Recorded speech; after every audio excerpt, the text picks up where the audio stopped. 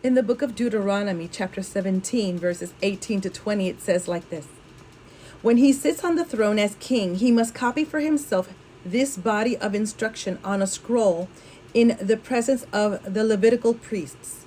He must always keep that copy with him and read it daily as long as he lives.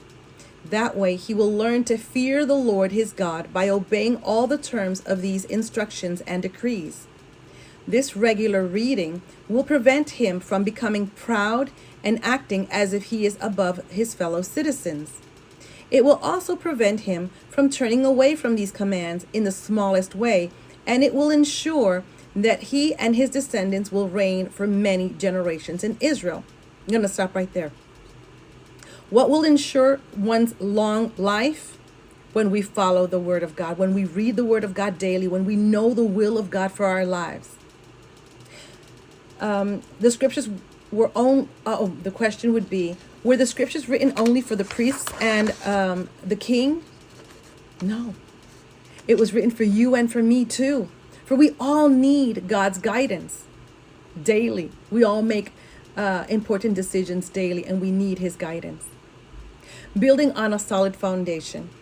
In Matthew chapter 17, verses 24 to 29, it reads like this: Anyone who listens to my teaching and follows it is wise, like a person who builds a house on a solid rock.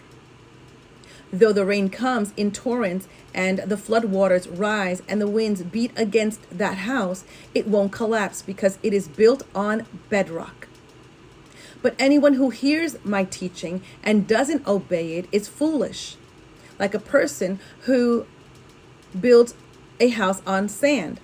When the rains and floods come and the winds beat against that house, it will collapse with a mighty crash.